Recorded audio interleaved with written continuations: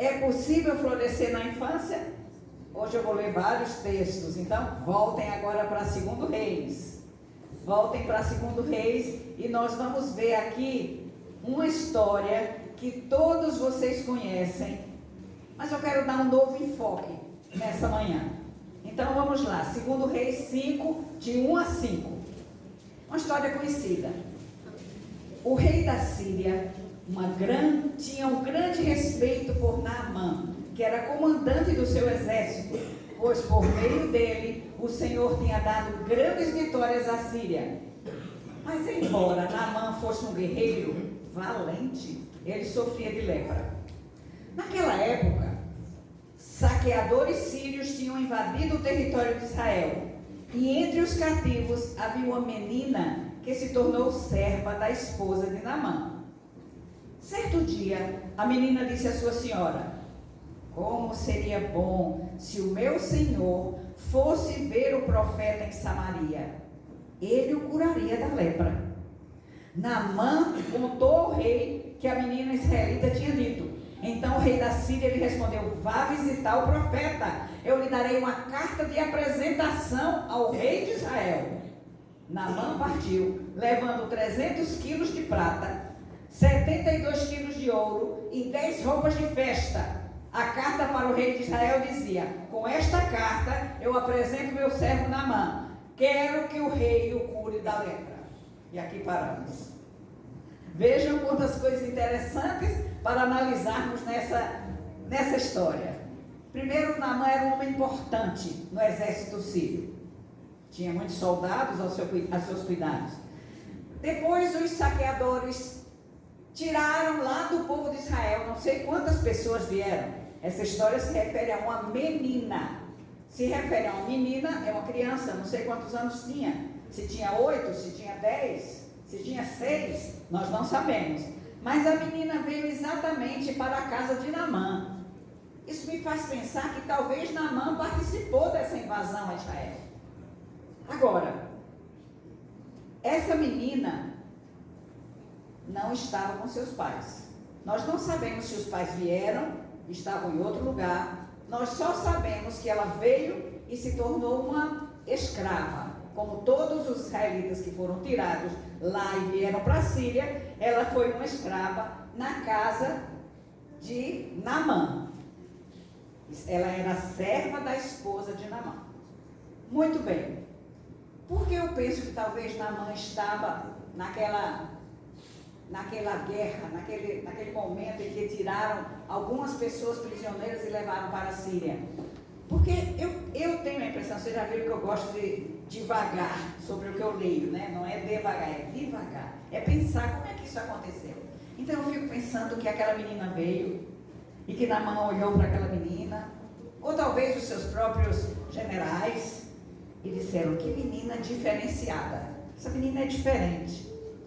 O capitão Naamã, você não gostaria de ter essa menina na sua casa ajudando sua esposa?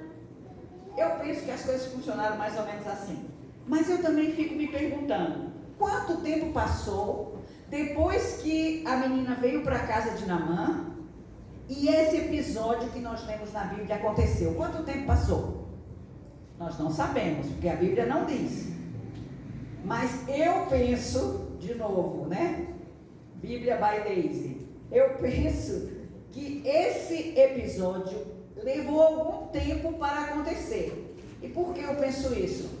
Porque quando a menina disse: se ele fosse lá em Samaria e visse o profeta, o que aconteceu? Imediatamente a mulher já contou para o Naamã contou para o rei. Por quê? Acreditavam na menina. Confiavam na menina. Porque o normal seria a menina, honestamente eu fico pensando, se fosse eu, me tiraram dos meus pais, eu pequenininha, precisando da ajuda da minha mãe, ajuda do meu pai, ela tinha tudo para guardar mágoas e ressentimentos. Ela tinha tudo para guardar mágoas e ressentimentos. Ela era uma vítima de guerra, longe dos pais, escravizada, servindo a mulher de um general inimigo. Será que se fôssemos nós, eu ia pensar assim, mano, Deus é fiel, Deus é justo. Me tirou da minha casa, agora aí está com lepra. Bem feito. Não sei qual seria a minha reação. Mas aquela menina, em vez de alimentar a sua revolta, ela oferece esperança. Ela oferece esperança para Naamã e sua família. Agora eu quero perguntar a vocês. Aonde essa menina aprendeu sobre Deus, sobre o profeta, sobre a cura? Na casa dela. Eu também acho que foi na casa dela. Não foi na casa de Naamã, foi na casa dela.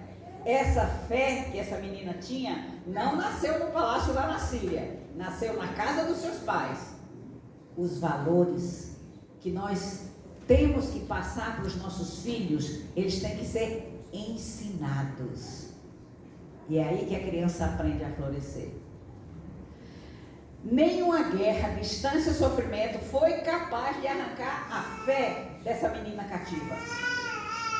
Nenhuma raiva, nenhum ressentimento foi incapaz de tirar dela o desejo de ajudar o seu patrão e a sua patroa, que certamente ela via que eles estavam muito tristes.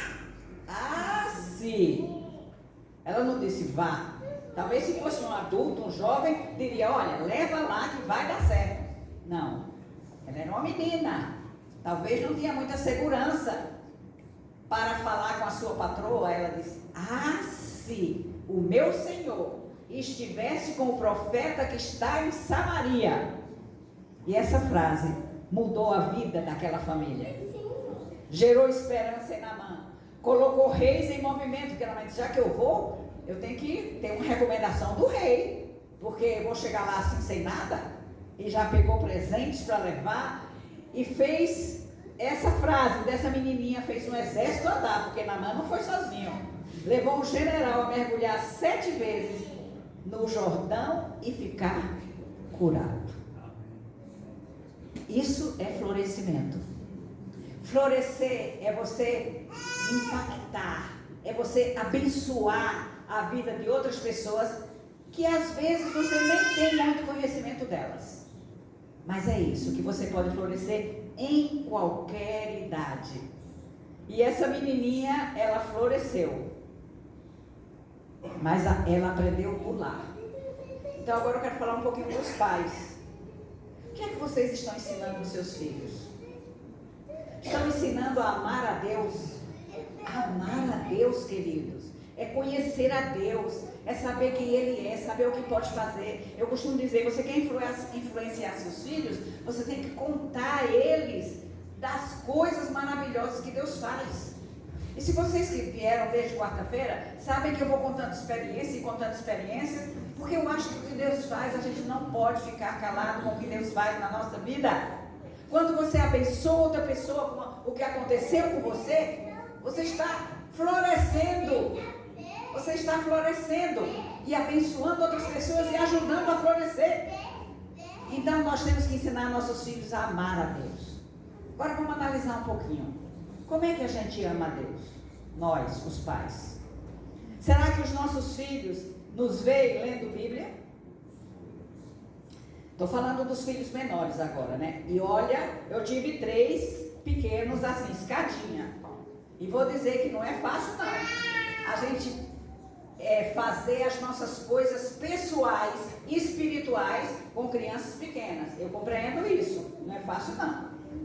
Mas hoje as coisas estão bem mais fáceis do que no meu tempo. Hoje você pode ouvir a Bíblia e não só ler, não é verdade?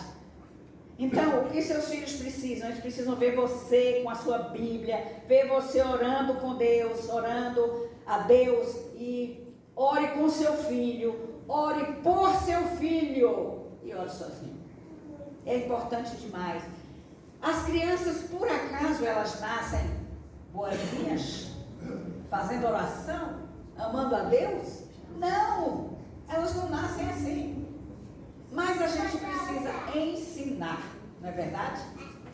E eu vou falar aqui agora, com a permissão das minhas amigas ali, Ivone Pope, que nós temos uma sobrinha em comum.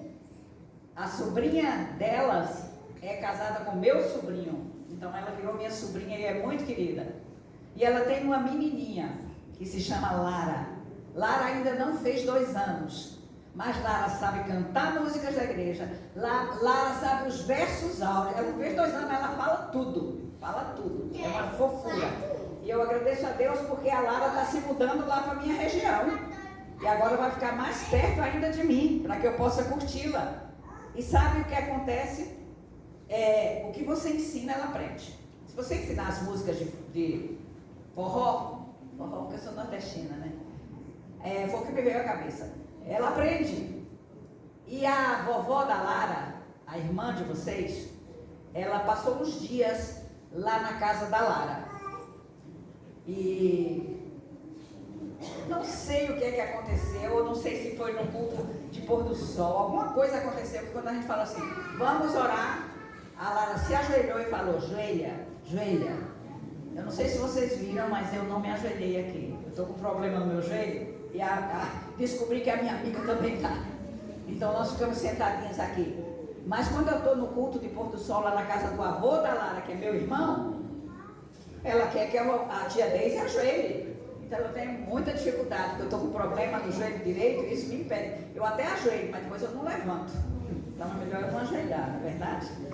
Então, é assim que a gente ensina. A Lara tem 2 anos e meio. Eu tenho ouvido mães dizerem, muito pequenininha, não preciso nem levar para a escola sabatina. Meu pai, quanto tempo perdido, quanto uma criança aprende, quanto pode florescer uma criança que aprende desde cedo a amar a Deus, a oração, a louvar, a respeitar o dia de sábado, a ter reverência na igreja, a ter respeito pelas outras pessoas, a participar do culto familiar. Quanto aprende a nossa criança, e ela vai crescer e vai florescer em todas as estações da sua vida. Mas ela precisa ter modelos, ela precisa ter exemplos. Eu tenho uma neta que tem agora 9 anos. Ela mora lá no leste europeu. Meu filho é missionário, é pastor e é missionário, é presidente da missão da Albânia. Alguém aqui já ouviu falar em Albânia? Muito poucos, né?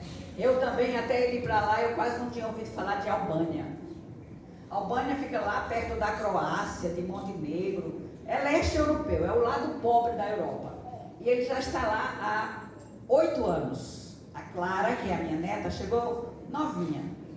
E ele me contou uma experiência interessante que aconteceu neste ano. A Clara foi alfabetizada em albanês, no jardim da infância que tem da ADRA lá. Então, isso é ótimo, porque ela foi alfabetizada dentro de uma escola adventista. Só que a Clara cresceu e agora ela precisava ir para uma escola. E eles procuraram, pesquisaram e tem uma escola internacional que recebe muitos filhos de missionários. Tem outros missionários de outras religiões lá na Albânia. E essa escola recebe muito, não é uma escola muito grande, mas é uma escola internacional, é em inglês, e recebe muitos filhos de missionários. E Clara, então, foi fazer lá o teste, porque tem que fazer um teste, um vestibularzinho, para ver se a criança está dentro dos conformes, das regras da escola. E normalmente a escola é uma escola cristã, nos padrões americanos, e normalmente as crianças são filhos de cristãos. O que eu quero contar para vocês é que o meu filho me contou esse ano. Esse ano, né? Ela já está, é o 2º ano, 9 anos, acho que é o 3º ano que ela já está na escola. Bom, isso não importa. Importa que o pai da esposa, o pai da professora dela faleceu. E foi um dia muito triste, a professora estava muito triste. Não sei se ela ficou um dia sem dar aula, esse detalhe eu não lembro. Mas o que eu quero contar a vocês é que quando a professora chegou, então os alunos todos abraçaram com muito carinho, professora e tudo. E a professora agradeceu e disse, eu estou triste porque eu estou com muita saudade do meu pai, mas eu estou feliz porque eu sei que meu pai está no céu. Clara disse, professora, ele não está no céu não.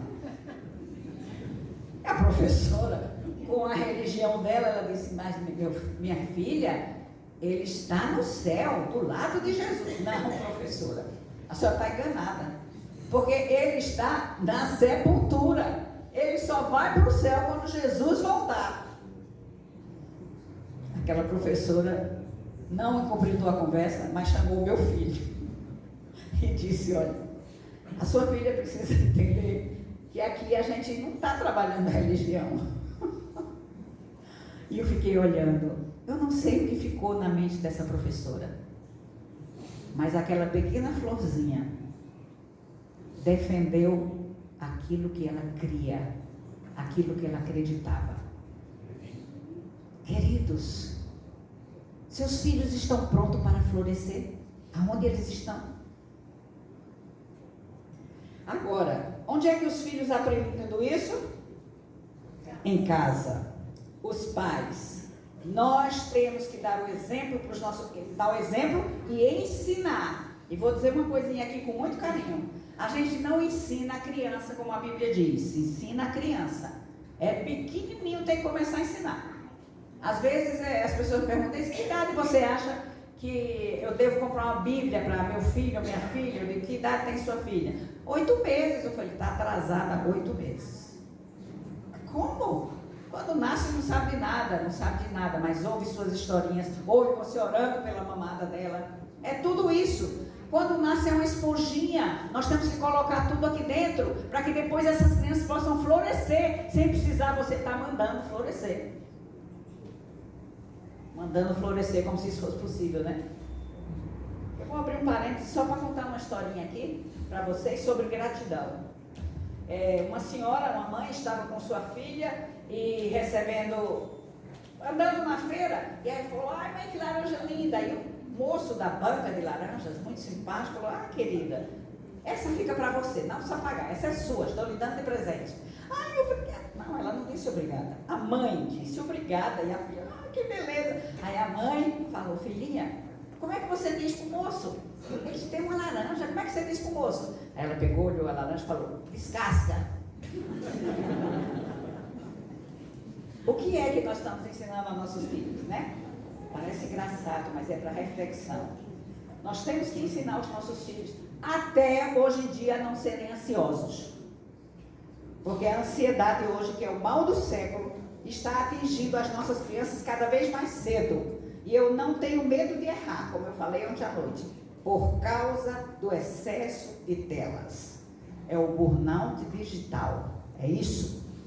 Então nós temos que cuidar dos nossos filhos. Se queremos que eles floresçam para Jesus, nós temos que cuidar. E os adolescentes e os jovens, será que eles podem florescer?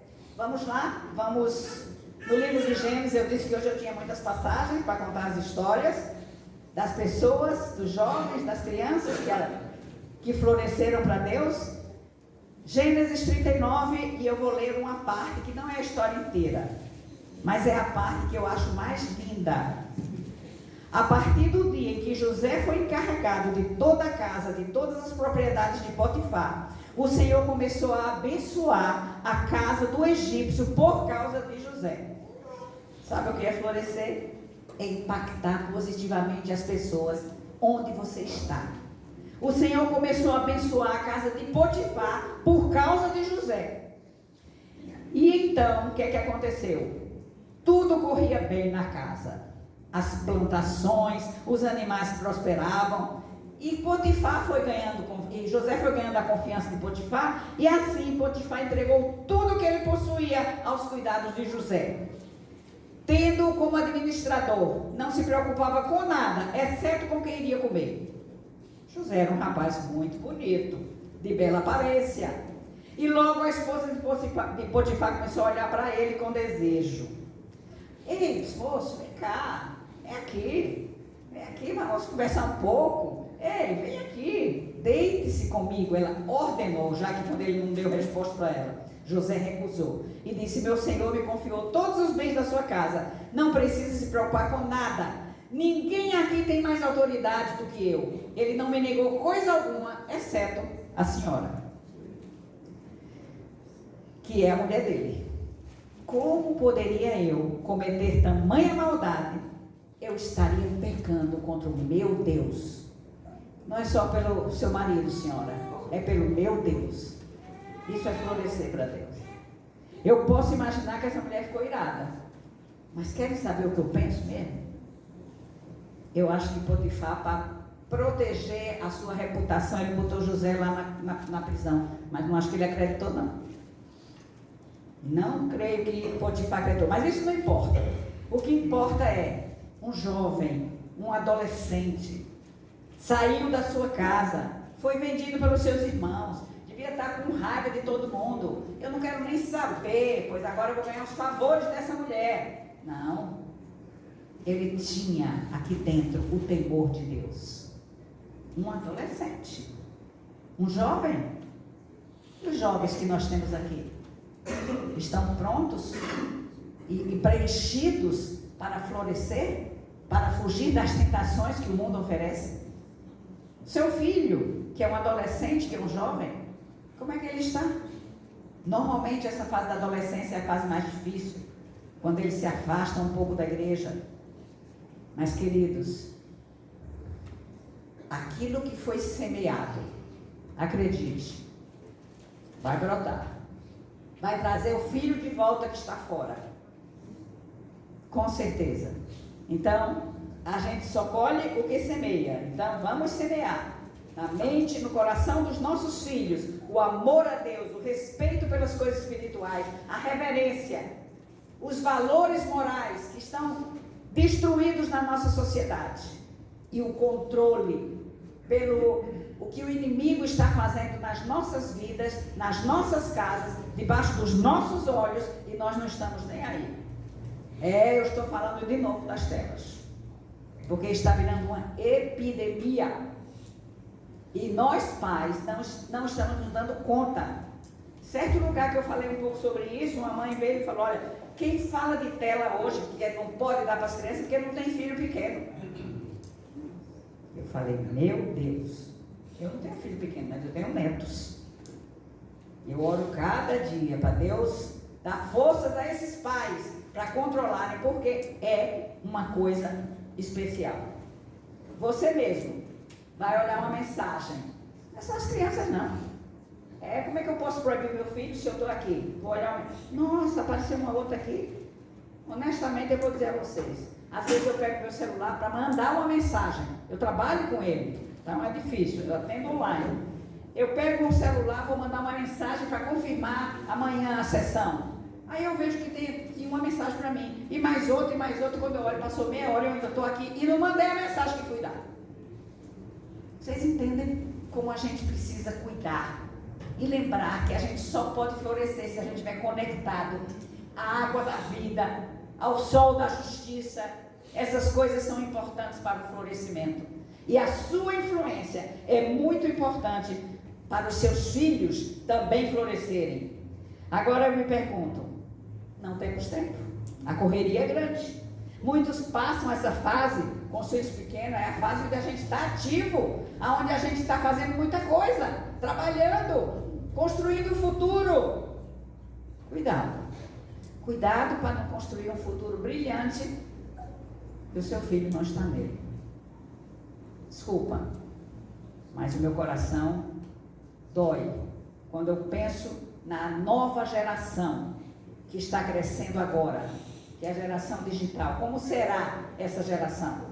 Já falei para vocês que nesse ano foi a primeira vez em todas as pesquisas que os filhos, eu não vou dizer estão mais burros, mas eles estão menos inteligentes que os seus pais. Desde que começaram a fazer essa medição, agora é a primeira vez. E toda a ciência está preocupada, os cientistas, os estudiosos da família, das crianças, os pediatras, a Organização Mundial de Saúde, está todo mundo preocupado. A gente está tão ocupado que a gente troca o trabalho pela família. Não tem tempo para a família. A gente troca a saúde pelo sucesso. A gente troca os resultados, os relacionamentos pelos resultados da vida. Família é algo que precisa de amor, de carinho, de atenção. E uma família começa com o marido e a esposa. E depois vem os filhos. E é bom que esses filhos venham depois que a gente esteja tão solidificado, esse relacionamento de pai e mãe, que os filhos encontrem um ambiente de paz, de alegria, de refúgio, e não de agressividade e de violência. Queridos, eu vou só contar a história, mas não vou ler, porque eu estou aqui de olho naquele relógio. Mas como é meu último dia, vocês não podem reclamar de mim, né? Se eu passar do horário. Lembram a história de Maria e Marta? Marta ocupada com muitas coisas, né? Claro, você imagina se você fosse receber Jesus em sua casa. Eu ia querer preparar a melhor refeição, tudo do bom e do melhor. Vou falar dela de novo. Eu adoro falar da minha amiga. Eu não sei quanto tempo ela trabalhou, porque eu não vejo ela fazer nada, mas cada vez que chega uma refeição, ela vai lá, tira uma coisinha e ajeita aqui, ajeita ali, está pronto, uma delícia. É algo fora de série. E ela me apresentou uma coisa, e o Sérgio também aqui, que eu vou dizer para vocês, só para vocês acharem engraçadinho. Porque florescimento também é compartilhar as coisas boas da vida, tá? Vocês conhecem uma firma chamada Catarinho? Eita, ninguém conhece! Faz pão de queijo.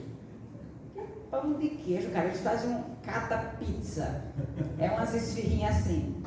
Não é por nada não, mas eu fiquei tão apaixonada que eu estou levando um isopor. Verdade. Estou levando. Só tem isso aqui. Só tem isso aqui. Então eu agradeço pelo florescimento desses meus amigos que compartilham as coisas boas comigo. Mas lembram que Jesus disse a Marta? E eu também posso imaginar aquela reunião. Você já viu que eu tenho uma imaginação fértil, né? Eu posso imaginar os discípulos chegando com Jesus e Marta corre para lá, corre para cá. Talvez tinha alguém ajudando e abre torneira e bota coisa no fogo. Não tinha geladeira, não tinha freezer para a gente se preparar com antecedência. Tinha que ser tudo na hora. E de repente Marta pergunta, mas escuta, cadê Maria? Para onde Maria foi? Não acredito. Maria está sentada ali, aos pés de Jesus, como se não tivesse nada para fazer. Maria embevecida, ouvindo Jesus. E Marta não aguentou, porque a gente não aguenta mesmo, né? Falou, ô Senhor, não é justo o que está acontecendo aqui. Eu sabia tudo, né? Jesus sabe todas as coisas. E aí ela fala assim, manda ela me ajudar, Senhor. Manda a Maria me ajudar. E a resposta de Jesus, Marta, Marta, você está preocupada com muitas coisas. Maria está aprendendo aqui a florescer. Estou falando nas minhas palavras. Será que nós estamos preocupados com muitas coisas e não temos tempo de nos assentar aos pés de Jesus para florescer? Será? Cada um pense em si e pense que quando sair desse auditório hoje, que decisões você vai tomar na sua vida? É difícil Maria viver no mundo de Marta, porque o mundo aqui nos pressiona para fazer, para ter, para conquistar mais. Mas é bom que a gente seja como Maria. Antes da loucura que a gente entra na hora do trabalho na vida, nos assentar aos pés de Jesus. Porque Deus não nos chamou para produzir. Deus nos chamou para florescer. E florescer é algo que impacta a vida de outras pessoas. Impactar de forma que eles reconheçam quem é o nosso Deus. É isso que é florescer. Não é florescer que ele olha e fala, nossa, como esse homem é bonzinho, como é simpático, que legal essa mulher, ela é tão atenciosa. Não é isso não. É florescer, é causar impacto na vida das pessoas. E eu não posso deixar de contar uma história para vocês. Eu fui, alguns anos atrás, que aconteceu uma coisa parecida aqui ontem, mas em menor escala. Mas eu fui num encontro de casais em São José do Rio Preto, lá no interior de São Paulo. Um bonito hotel, a decoração estava maravilhosa, tudo muito lindo. E eles tinham programado um jantar à luz de vela, à beira da piscina, no sábado à noite. Tudo estava pronto, tudo estava combinado com o hotel. Bom, sábado foi avançando e as nuvens foram chegando. E num determinado momento, quando eu terminei a minha palestra da tarde, acho que eram umas 5 horas, o jantar era às 8, a líder da equipe, do grupo, a líder do encontro de casais correu para mim e falou, Deise, ela estava até pálida. Falei, o que foi que aconteceu? Deise, é o seguinte, o pessoal do hotel quer saber se monta o jantar da maneira combinada à beira da piscina, porque diz que a previsão hoje é de muita chuva. Ou se não monta, faz um plano B dentro do restaurante. Como é que eu vou dar uma resposta a essa pergunta? Que resposta tinha eu para dar essa pergunta? Eu falei, peraí, minha querida, isso é uma coisa difícil da gente resolver, mas eu sei quem pode resolver. Ô irmã, vem cá, chame toda a sua equipe. E toda a equipe veio. Nós nos abraçamos aqui e fizemos uma roda. E eu orei. Eu pedi, Senhor, nós não sabemos o que fazer. Realmente não sabemos. Planejamos e achamos que a melhor coisa é lá fora. Isso vai culminar o nosso encontro com romantismo, com as músicas que foram preparadas, tudo combina, velas perfumadas, Senhor, velas na piscina. Tinha tudo lindo, lindo, lindo. Eu falei para o Senhor, mas ele já sabia. Mas eu falei, mas agora, Senhor, nós temos que dar uma posição. A hora deles arrumarem está chegando. Nós realmente não sabemos. Mas tu sabes. Qual é a tua vontade, Senhor? Qual é? Nós decidimos por dentro do restaurante ou nós mantemos o que estava combinado lá fora, confiando que tu vais operar de alguma forma? Todo mundo orou, agradecemos a Deus. Quando abrimos os olhos, eu disse para a líder, corra até os garçons e a chefe do restaurante, porque até você chegar lá, Deus vai lhe dar a resposta. E eu não sabia que resposta ela ia dar. Eu não sabia. Mas eu tinha certeza que Deus ia dar a ela a resposta certa. E ela foi. E eu fiquei sem saber, fui fazer outra palestra e foi. E finalmente encontrei ela. Falei, e aí? Já está tudo arrumado na beira da piscina.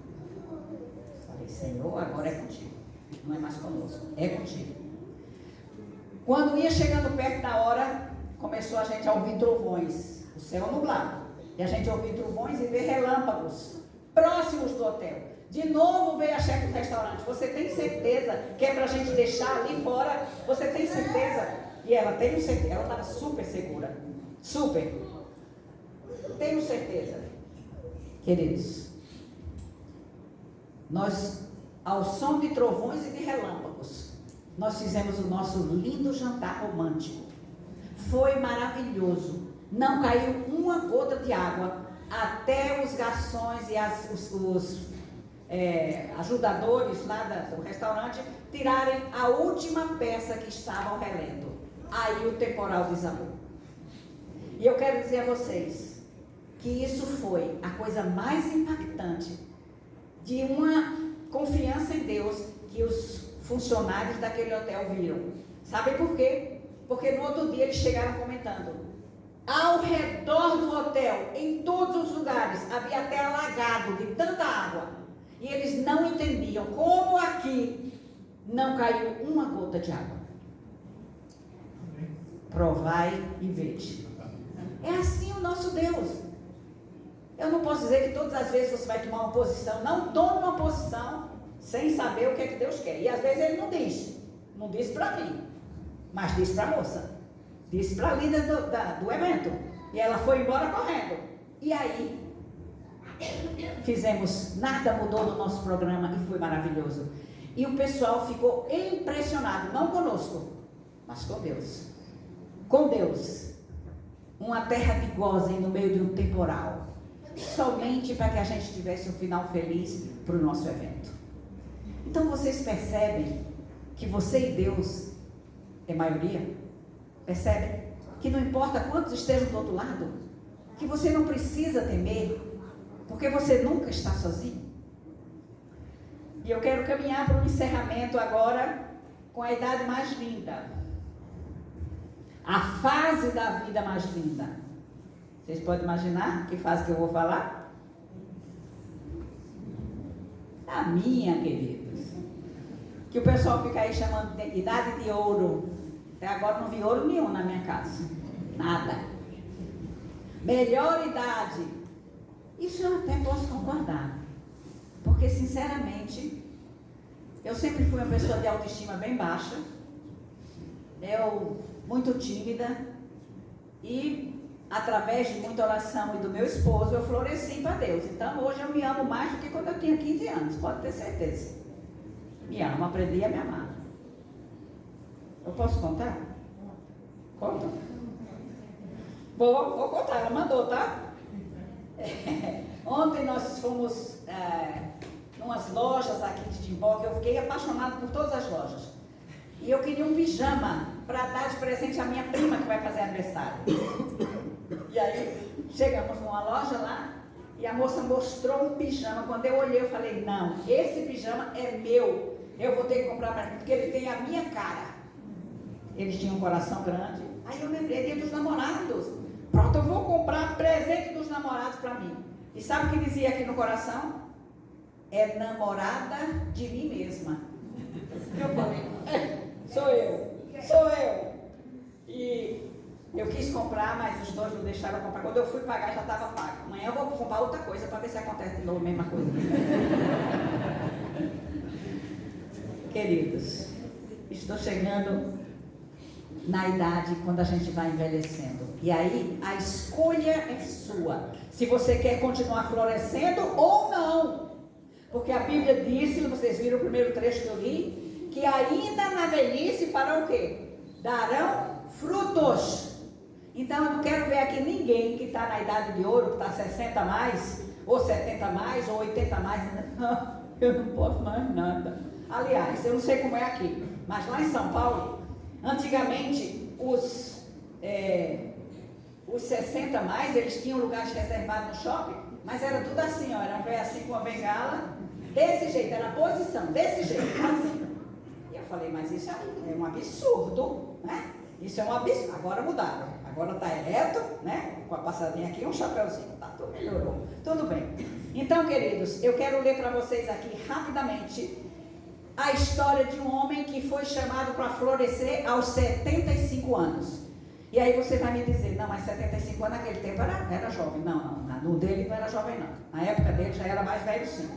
Então olha aqui, o Senhor tinha dito a Abraão, deixe sua terra natal, deixe seus parentes, deixe a família do seu pai e vá à terra que eu lhe mostrarei. Farei de você uma grande nação, o abençoarei e o tornarei famoso. E você será uma bênção para os outros. Abençoarei os que o abençoarem. E amaldiçoarei os que o amaldiçoarem. Por meio de você, Abraão, todas as famílias da terra serão abençoadas. Essa é a ordem para florescer. Olha isso, gente. Vocês podem achar estranho minha linguagem. Eu estou numa nova versão transformadora. Então, é uma linguagem mais... Assim, eu gosto porque é uma linguagem mais parecida com a nossa, né? Mais atualizada. Mas, enfim, o segredo é o mesmo. Deus está chamando aqueles que já estão na fase mais avançada da vida. Eu não vou dizer velhos, porque nós não somos velhos, né? Seminovos. Segundo o Sérgio, nós somos seminovos. Então, eu quero dizer que velho é aquele que desistiu da vida. Idoso é aquele que sempre tem um rumo, um sonho, uma meta. Então você pode ser idoso, mas não seja velho. Não desista, não diga, agora acabou, não tem nada mais para fazer. Tem para você fazer. Foi a idade que Abraão deixou sua terra, mudou seus planos, recomeçou diversas vezes. Às vezes Deus está preparando algo diferente, algo novo para você. E você tem medo, porque já não tenho mais idade. Eu vou dizer a vocês, não foi pela idade, mas quando eu perdi meu marido há 3 anos atrás, ele era o meu mentor, ele foi o meu professor e honestamente ele era o meu maior fã. Diminuí as viagens, que ele ia comigo, a gente fazia um trabalho bem bonito, os dois.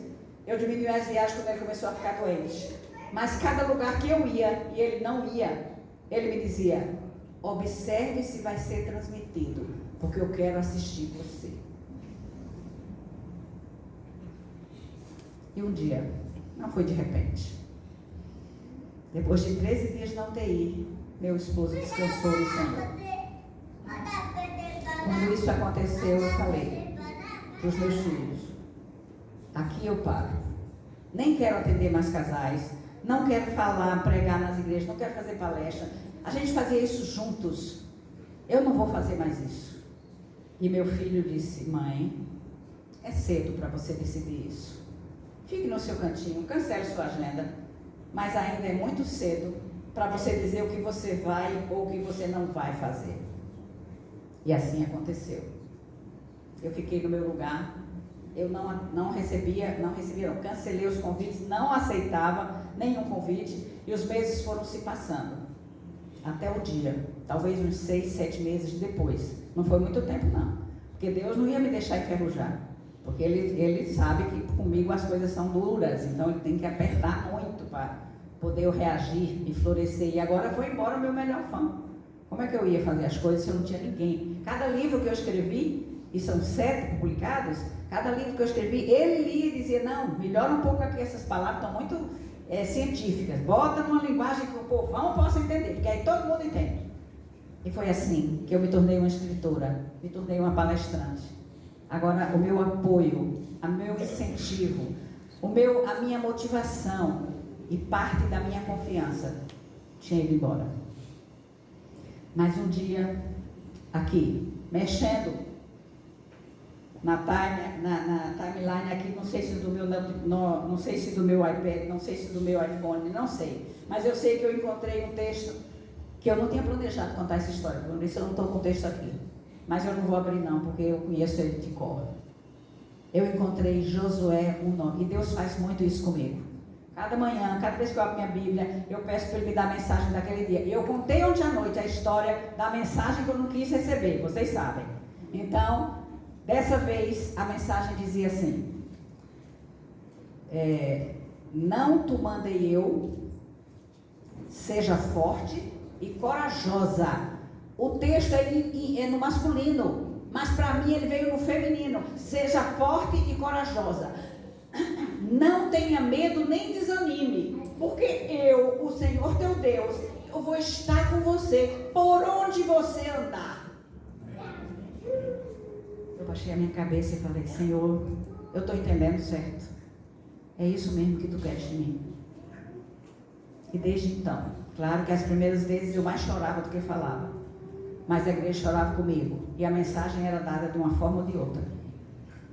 Mas queridos, é por isso que eu estou aqui, porque Deus me chamou para florescer, não para florescer para o meu marido, para florescer para Deus. Eu não sei onde você está, eu não sei o que Deus quer fazer com você, mas creia, Ele tem um propósito. Não sei qual a idade que você tem, eu não sei qual é a sua luta, eu não sei. O que eu sei é que a gente floresce não é pelas nossas próprias forças, porque se você botar uma florzinha escondida dentro do quarto, ela não vai acontecer nada. Mas se você botar sol, se você regar, e nós precisamos do sol da justiça, nós precisamos da água viva. Eu quero dizer a vocês que as nossas idades mudam, mas Deus não muda. As circunstâncias mudam, mas Deus não muda.